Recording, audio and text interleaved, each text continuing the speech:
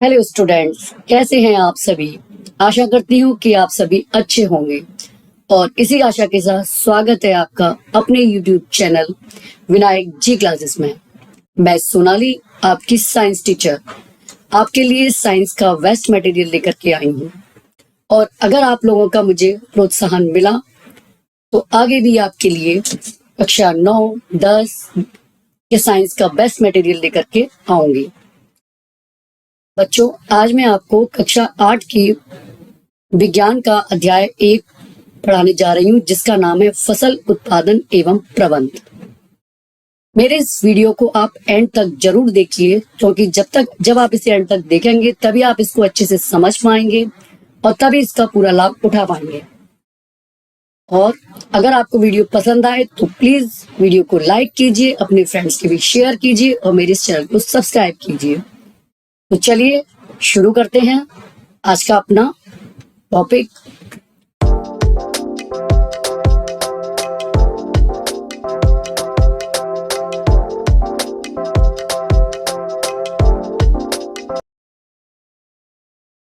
बच्चों, हम सभी दिन भर में इतने कार्य करते हैं और हम सभी को कार्य करने के लिए ऊर्जा की आवश्यकता होती है और ये ऊर्जा हमको भोजन से प्राप्त होती है। और भोजन के लिए हम पेड़ पौधों पर निर्भर हैं। गेहूं खाते हैं, चावल, सब्जियां, ये सब, तेल, मिर्च, मसाले, ये सब हम पौधों से प्राप्त करते हैं। भारत एक विशाल जनसंख्या का देश है और इतनी बड़ी जनसंख्या के लिए भोजन का बड़े स्तर पर उत्पादन करना आवश्यक है। और इस भोजन को हम पेड़ पौधों से प्राप्त करते हैं। आइए कैसे करते हैं। इसके लिए हम सबसे पहले आते हैं फसल। सबसे पहले जानते हैं फसल क्या होती है। फसल, जब एक ही किस्म के पौधे किसी स्थान पर बड़े पैमाने पर उगाए जाते हैं तो इसे फसल कहते हैं। मान लीजिए कोई एक बड़ा सा मैदान है और वहां पर हमने एक ही प्रकार के पौधे लगा दिए। मान लीजिए हमने सारे पौधे वहां पर गेहूं के लगा दिए या सारे पौधे हमने मक्का के लगा दिए। अगर गेहूं के लगाए हैं तो वो गेहूं की फसल कहलाएगी, मक्का के लगाए हैं तो वो मक्का की फसल कहलाएगी। उदाहरण के लिए, गेहूं की फसल का अर्थ है कि खेत में उगाए जाने वाले सभी पौधे गेहूं के हैं। तो अब हम जान चुके हैं कि फसल क्या होती है। अब आते हैं फसल के प्रकार। बच्चों, जैसा कि हम जानते हैं कि भारत एक विशाल देश है और यहाँ पर ताप, आर्द्रता और वर्षा जैसी जलवायु परिस्थितियां एक क्षेत्र से दूसरे क्षेत्र में भिन्न हैं। अतः देश के विभिन्न भागों में इस विविधता के बावजूद मोटे तौर पर हम फसलों को 2 भागों में बांट सकते हैं। सबसे पहले ये नंबर 1 खरीफ की फसल, नंबर 2 रबी की फसल। आइए अब एक एक करके इनको हम जानते हैं। सबसे पहले हम आते हैं खरीफ की फसल। खरीफ की फसल क्या होती है। वह फसल जिन्हें वर्षा ऋतु में बोया जाता है खरीफ की फसल कहलाती है। जिन्हें हम कब बोते हैं, वर्षा ऋतु में। और वर्षा ऋतु हमारे देश में कब से कब तक होती है, ये वर्षा ऋतु में हम इनको बोते हैं। और वर्षा ऋतु हमारे देश में जून से सितंबर के मध्य होती है। इसके उदाहरण हैं धान, मक्का, सोयाबीन, कपास आदि। तो अब हम जान चुके हैं कि खरीफ की फसल क्या है। खरीफ की फसल जिन्हें वर्षा ऋतु में बोया जाता है और वर्षा ऋतु जून से सितंबर के मध्य होती है। दूसरी आती है रबी की फसल। रबी की फसल, तो रबी की फसल क्या होती है। शीत ऋतु में उगाई जाने वाली फसलें रबी फसलें कहलाती हैं। तो ये कब उगाई जाती हैं, शीत ऋतु में। और शीत ऋतु हमारे देश में कब से कब तक होती है। शीत ऋतु होती है, ये देखिए, हमारे देश में अक्टूबर से लेकर के मार्च तक। शीत ऋतु हमारे देश में कब से कब तक होती है, अक्टूबर से मार्च तक। इसका उदाहरण देखते हैं हम, गेहूं, चना, मटर, सरसों आदि, ये इसका उदाहरण है। तो हमने मोटे तौर पर फसलों के प्रकार जाने, खरीफ की फसल और रबी की फसल। अब आते हैं फसल पद्धतियां। फसल पद्धतियां क्या होती हैं। देखिए, फसल उगाने के लिए किसान को अनेक क्रियाकलाप सामयिक अवधि में करने पड़ते हैं। सामयिक अवधि में मतलब एक निश्चित समय पर सारे क्रियाकलाप होते हैं। क्रियाकलाप जैसे मिट्टी तैयार करना, पहले मिट्टी तैयार होती है, फिर बुआई होती है, फिर खाद एवं उर्वरक दिया जाता है। और खाद और उर्वरक पेड़ पौधे कैसे लेंगे? जब मिट्टी में पानी डाला जाएगा, पानी में घुल के ही ये खाद पेड़ पौधों की जड़ें ले पाएंगी। इसके लिए हम क्या करते हैं? सिंचाई। और जब सिंचाई हो जाती है तो फिर खरपतवार से सुरक्षा। खरपतवार से सुरक्षा के बाद जब फसल पक के तैयार हो जाती है तो उसकी कटाई। कटाई के बाद भंडारण। ये सारे क्रियाकलाप एक निश्चित समय अवधि में होते हैं, तब जाकर के हमें फसल प्राप्त होती है। तो इन क्रियाकलापों को हम कृषि पद्धतियां कहते हैं। फसल पद्धतियां या कृषि पद्धतियां हम इन्हें कहते हैं। ये देखिए, ये साथ दी गई हैं, ये हमारी कृषि पद्धतियां हैं। इसमें सबसे पहली है, चलिए एक एक करके इनको देखते हैं। सबसे पहले है इसमें मिट्टी तैयार करना। अब इसमें पहला स्टेप आता है मिट्टी तैयार करना। फसल को उगाने के लिए सबसे पहले मिट्टी तैयार की जाती है, अतः ये फसल उगाने का प्रथम चरण है, पहला स्टेप है ये। तो मिट्टी को तैयार करने के लिए हम क्या करते हैं? मिट्टी को तैयार करने के लिए हम इसको उलटना, पलटना एवं पोला करना, ये तीन चीज आती है। मिट्टी को उल्टा पलटा जाता है और पोला किया जाता है। इससे क्या फायदा होती है मिट्टी को उलटने, पलटने और पोला करने से? पोली मिट्टी में एक तो जो पौधों की जड़ें होती हैं वो आसानी से श्वसन कर पाती हैं, आसानी से सांस ले पाती हैं। जो गैसेस हैं मिट्टी में वो आसानी से ग्रहण कर पाती हैं। ये देखिए, ये मिट्टी है, ये पौधा है, ये इसकी जड़ें हैं। तो ये जड़ें कुछ सेंटीमीटर गहराई तक ही होती हैं। जब हम मिट्टी को उलट पलट देंगे, पोला कर देंगे, तो ये आसानी से सांस जड़ें ले पाएंगी। दूसरा, उलटने पलटने से पोषक पदार्थ ऊपर आ जाते हैं। देखिए, मिट्टी में पोषक पदार्थ होते हैं, खनिज होते हैं, जल होता है, और ये वायु होती है, और कुछ सजीव भी होते हैं। उलटने पलटने से ये सब कहाँ आ जाते हैं? ऊपर, जहां पर पौधों की जड़ें मौजूद हैं, जिससे कि पौधों की जड़ें इन्हें आसानी से ग्रहण कर लें। दूसरा, कुछ मृत पौधे एवं जंतु होते हैं, जिनको, जैसे कुछ पौधे जो मर जाते हैं या जंतु मर जाते हैं, उनके शरीर का अपघटन कुछ जीव करते हैं, और उनके अपघटन करने से कुछ पोषक तत्व मिट्टी में ही निर्मुक्त होते हैं। तो उलटने पलटने और पोला करने से ये पोषक तत्व भी ऊपर आ जाते हैं, जिससे कि जो पौधों की जड़ें हैं वो इनको आसानी से ग्रहण कर लेती हैं। तो हमने देखा कि उलटने पलटने एवं पोला करने से पेड़ पौधों को उचित पोषण मिल पाता है। अब देखिए, मिट्टी को उलटने पलटने एवं पोला करने की जो क्रिया है ये जुताई कहलाती है। इसे हम क्या कहते हैं? जुताई। खेतों की जुताई करना। और ये जुताई का कार्य किसके द्वारा किया जाता है? हल के द्वारा किया जाता है। अभी हम इसके विषय में आगे पढ़ेंगे। हल के द्वारा किया जाता है। और एक चीज और, जुताई से पहले हमें खेतों को पानी दे, अगर मिट्टी खेतों की सूखी है तो हमको जुताई से पहले पानी भी देना होता है। जुताई से पहले हमको पानी भी देना होता है। मिट्टी गीली हो जाएगी तभी उसकी अच्छे से जुताई हो पाएगी। और अगर खेत में मिट्टी के बड़े बड़े डेले हैं तो इनको पाटन के द्वारा हम इन डेलों को तोड़ते हैं और मिट्टी को हम एक सा करते हैं और उसको भुरभुरा बनाते हैं। तो इस तरीके से हम मिट्टी को फसल के लिए पहले तैयार करते हैं। और कभी कभी तो जुताई से पहले खाद भी दी जाती है। इससे क्या होता है कि जुताई के समय खाद मिट्टी में भली भांति मिल जाती है। तो अच्छी उपज के लिए मिट्टी को तैयार करने के लिए उसको भुरभुरा करना आवश्यक है।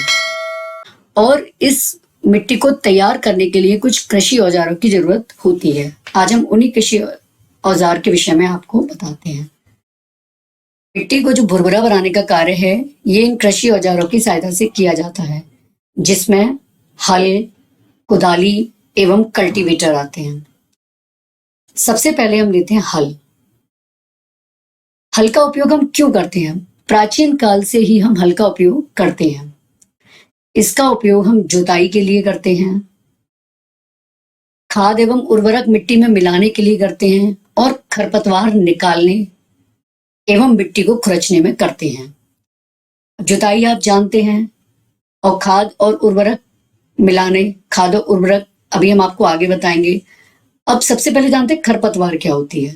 खरपतवार होती है जो हमारे फसल के पौधों के बीच में कुछ अनावश्यक पौधे उपज आते हैं और जो हमारे फसलीय पौधों की पानी, सूर्य का प्रकाश और उसके पोषक मिट्टी से लेने लगते हैं, जिससे हमारे फसलीय पौधे ठीक से पनप नहीं पाते। उन पौधों को हम, अनावश्यक पौधों को हम खरपतवार कहते हैं।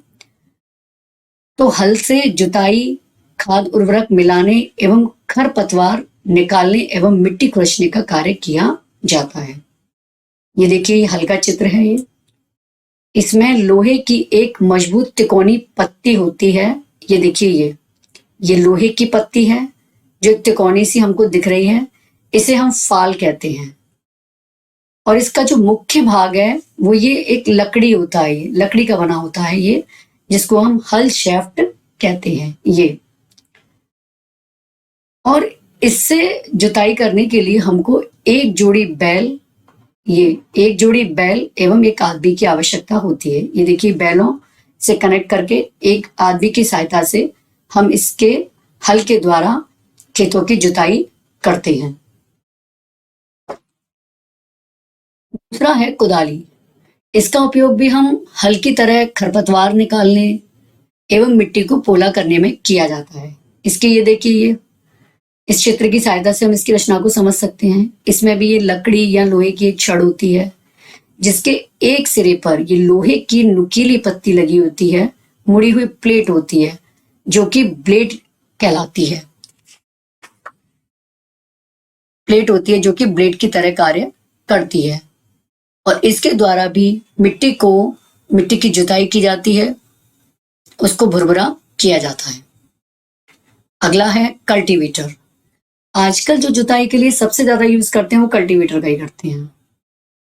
इसको, कल्टीवेटर को हम ट्रैक्टर द्वारा चलाते हैं। ये देखिए, कल्टीवेटर है, इसको ट्रैक्टर के साथ कनेक्ट करके खेतों की जुताई ये की जाती है।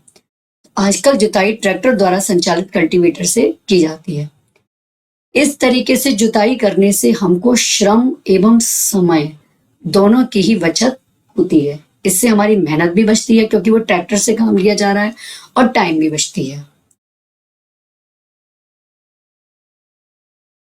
तो अब हमने कृषि पद्धतियों के अंतर्गत जो हमारा फसल उत्पादन का जो पहला चरण है, जिसमें मिट्टी तैयार करना है, वो हम जान चुके हैं। मिट्टी कैसे तैयार की जाती है। अब मिट्टी तैयार हो गई तो अब हमें उसमें फसल के लिए उसमें बीजों को बोना होगा। लेकिन बीजों को बोने से पहले हमको अच्छी गुणवत्ता के बीजों का चयन करना होगा। दूसरा चरण है बुआई। सबसे पहले जानते हैं बुआई क्या होती है। बीजों को मिट्टी में डालना, बीजों को बोना, ये बुआई कहलाती है। बीजों को बोना, ये क्या कहलाती है?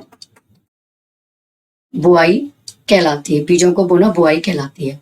लेकिन बोने से पहले हम क्या करते हैं? अच्छी गुणवत्ता वाले साफ एवं स्वस्थ बीजों का चयन करते हैं, क्योंकि अगर हम अस्वस्थ बीजों को बो देंगे मिट्टी में तो उससे जो हमें पौधे प्राप्त होंगे वो भी पतले, कमजोर और अस्वस्थ होंगे। अतः अच्छे स्वस्थ पौधे प्राप्त करने के लिए हमको स्वस्थ बीजों का चयन करना होता है। अब इन स्वस्थ बीजों का चयन हम किस तरीके से करते हैं? इसके लिए हमने ये एक बर्तन ले लिया, इसमें हमने पानी डाला और पानी डालकर इसमें हमने कुछ बीज डाल दिए। कुछ समय बाद हम देखेंगे कि कुछ बीज तो ऊपर तैरने लगते हैं। ये देखिए, ये बीज ऊपर तैर रहे हैं, ये देखिए।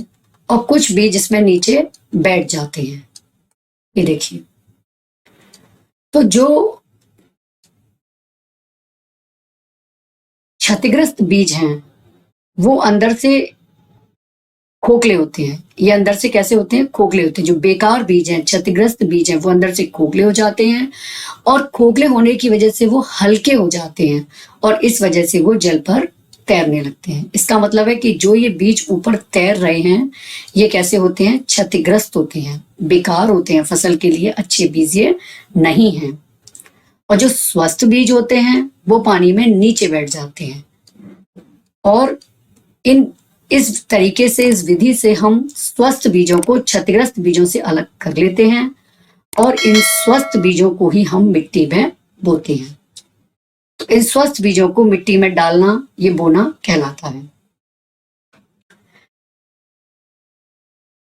अब ये बुआई भी कई तरीके से की जाती है। या तो किसान भुरभुरी या तैयार मिट्टी में इन बीजों को ऐसी तिरकाता जाता है, तो उससे भी बीजों को बोता है, और या फिर कुछ औजारों की सहायता से की जाती है।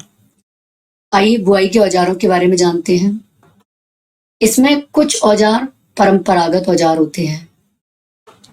इसमें ये देखिए, ये कीप के आकार का औजार है। ये एक कीप है, इसके आकार का औजार है। ये एक परंपरागत तरीका है। इसमें ये कीप है, इसमें किसान बीजों को डालता है और ये जो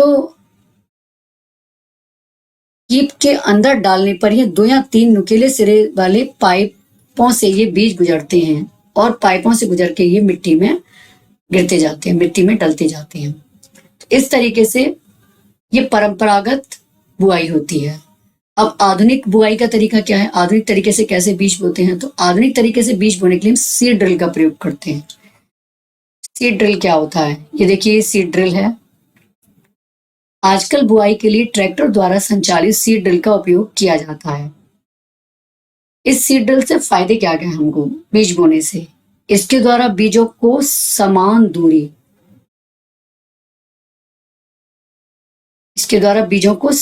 दूरी पर बोया जाता है एवं समान गहराई पर। इन दोनों से क्या फायदा होगा हमें? जब बीज समान दूरी पर होंगे तो जो पौधे हैं वो एक निश्चित दूरी पर ही निकलेंगे और उनको पर्याप्त मात्रा में सूर्य का प्रकाश, पोषक, जल मिल पाएंगे। अधिक घनेपन से पौधों को पर्याप्त मात्रा में सूर्य का प्रकाश, पोषक और जल नहीं मिल पाते, इसलिए ये दूर दूर होंगे, तो इससे पौधे को ये सारी चीजें अच्छे से मिलेंगी। दूसरा, गहराई बनी रहेगी। जब बीज गहराई में होंगे तो ये पक्षियों द्वारा खाए जाने से रोके जाएंगे। पक्षी ने खा नहीं पाएंगे, जिससे कि हमारे बीजों को भी नुकसान नहीं होगा। अब इस तरीके से सीड ड्रिल से बुआई से हमें क्या होता है? इसमें टाइम और श्रम दोनों की बचत होती है। हमारा समय भी बचता है और हमारी जो मेहनत है, श्रम है, वो भी कम लगता है। इससे दोनों की ही बचत होती है। तो ये कृषि पद्धतियों में हमने सबसे पहले मिट्टी तैयार की, फिर अच्छे स्वस्थ बीजों का चयन किया और चयन करने के बाद में उनको मिट्टी में बोआ। अब बोने के बाद इसका फसल उत्पादन का जो तीसरा स्टेप आता है वो आता है खाद एवं उर्वरक देना। खाद एवं उर्वरक देना। तो देखिए, जब हम एक खेत में फसलों को लगातार उगाते जाएंगे, मिट्टी को हम बिल्कुल खाली नहीं छोड़ेंगे, इससे क्या होगा? फसलों को लगातार उगाने से मिट्टी में कुछ पोषकों की कमी हो जाएगी। हम लगातार उगाते रहेंगे तो पौधे मिट्टी से पोषक तत्व लेते ही रहेंगे। इससे मिट्टी में क्या हो जाएगी? पोषक तत्वों की कमी हो जाएगी। और इन पोषक तत्वों की जो क्षति हुई है, इसको पूरा करने के लिए हम उसमें क्या मिलाते हैं? खाद मिलाते हैं, जिसको हम खाद देना कहते हैं। अब आइए जानते हैं खाद क्या होती है। खाद एक कार्बनिक जैविक पदार्थ है। कार्बनिक पदार्थ क्या होता है? कार्बनिक का मतलब है जिसे जलाया जा सकता है, जैविक जो जैविक चीजों से प्राप्त हुआ है। जैविक पेड़ पौधे और जंतु दो ही होते हैं। तो खाद एक कार्बनिक या जैविक पदार्थ है जो कि पौधों या जंतु अपशिष्ट से प्राप्त होता है। अब ये अपशिष्ट क्या होते हैं? अपशिष्ट कहते हैं पौधों या जंतुओं से जो बेकार व्यर्थ के जो पदार्थ हमें प्राप्त होते हैं, उनको हम अपशिष्ट कहते हैं। तो खाद एक कार्बनिक पदार्थ है जो कि पौधों या जंतुओं के अपशिष्ट से प्राप्त होती है। अब इन अपशिष्ट से हम खाद बनाते कैसे हैं? तो क्या करते हैं, किसान क्या करते हैं, पादप एवं जंतु के जो अपशिष्ट हैं, जो बेकार हैं, उनको एक गड्ढे में डालते जाते हैं।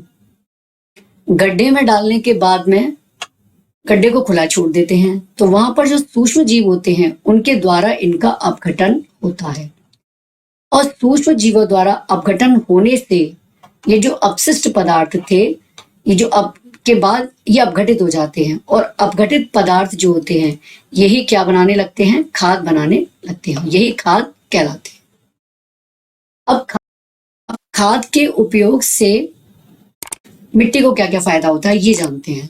खाद के उपयोग से मिट्टी के गठन एवं जल अवशोषण क्षमता में वृद्धि होती है।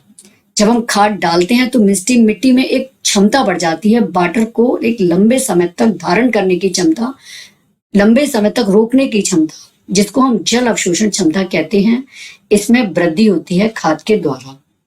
और दूसरा, मिट्टी में पोषकों की जो क्षति हो गई थी उसकी भी प्रतिपूर्ति होती है। जो पौधे मिट्टी से पोषक लेते रहते हैं तो मिट्टी में जो कमी होती रहती है, तो उस कमी को किसने पूरा किया, खाद ने। तो मिट्टी को खाद देने से एक तो इसकी जल अवशोषण क्षमता में वृद्धि हुई, और दूसरे इसमें पोषकों की क्षतिपूर्ति हुई। अब दूसरे आते हैं उर्वरक। उर्वरक क्या होते हैं? ये रासायनिक पदार्थ हैं।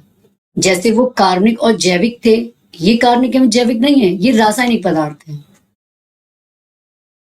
जो विशेष पोषकों से समृद्ध हैं, और इनमें पोषक खाद की अपेक्षा बहुत ज्यादा मात्रा में है, इसमें काफी पोषक है इसमें, और ये फैक्ट्रियों में बनते हैं। अब क्योंकि रासायनिक पदार्थ हैं, केमिकल हैं, तो ये फैक्ट्रियों में इनका निर्माण होता है। इनका उदाहरण है यूरिया, आपने सुना ही होगा, किसान खेतों में यूरिया लगा रहा है, अमोनियम सल्फेट है, सुपर फॉस्फेट है, और एनपीके है। ये सब क्या है, हमारे उर्वरक। क्योंकि ये पोषक से समृद्ध हैं, तो जब इनको हम मिट्टी में डालेंगे तो ये मिट्टी में जो पोषक तत्वों की कमी हो गई है ये उसको पूरा करते हैं। मिट्टी को खूब अच्छे से पोषक पदार्थ उर्वरक के द्वारा प्राप्त होते हैं। इसमें एनपीके का मतलब क्या है? N means nitrogen, P means phosphorus, और के का मतलब है पोटेशियम।